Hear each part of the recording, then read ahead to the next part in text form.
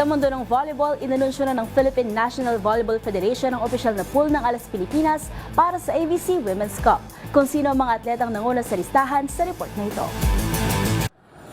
Muling magsasama-sama ang mga batikang volleyball player na sina Alyssa Valdez, Jove Gonzaga at Ces Molina matapos silang maisama sa 20-woman pool ng ALAS Pilipinas para sa nalalapit na ABC Women's Cup na gaganapin sa June 6 hanggang 14 sa Candon City, Ilocos Sur. Inanunsyo ng Philippine National Volleyball Federation ang opisyal na training pool noong Martes kung saan magbabalik din ang ilang dati nang nagsilbi sa national team. We're very humbled and excited that to be part of the national team again, and we're just looking forward to learn more and definitely represent the country with pride po.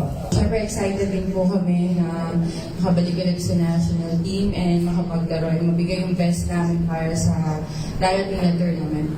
Magiging reunion din ito para kay Coach Shaq De Los Santos na naging head coach ni Valdez, Gonzaga at Molina noong 2019 Southeast Asian Games. Kasama rin sa pool ang mga batang manlalaro tulad ni Tricia Tubu na may pagkakataong makapaglaro sa international stage sa kauna-unahang pagkakataon. Nabigyan din ng pagkakataon na muling makalaro para sa bansa sina Ara Galang at Royce Tubino, habang kasama rin sa training pool ang mga Cream Line player na sina Tots Carlos, Kyle Negrito at Kayla Atienza. Kasama rin sa lineup ang mga collegiate standout tulad ni na UP 4-time best middle blocker Nina Itang, FAU players Tin Ubaldo, Jazz Eliarina at Cla Loresco, gayon din ang mga manlalaro mula sa Letran at Adamson. Magtutungo ang buong team sa Candon sa mga susunod na araw para sa kanilang close training camp bilang paghahanda sa torneo. Ayon kay Coach Shaq, masaya siyang makasama muli ang mga dati niyang players at umaasa siyang makatutulong ang kanilang karanasan sa pagbuo ng mas matatag na kupunan.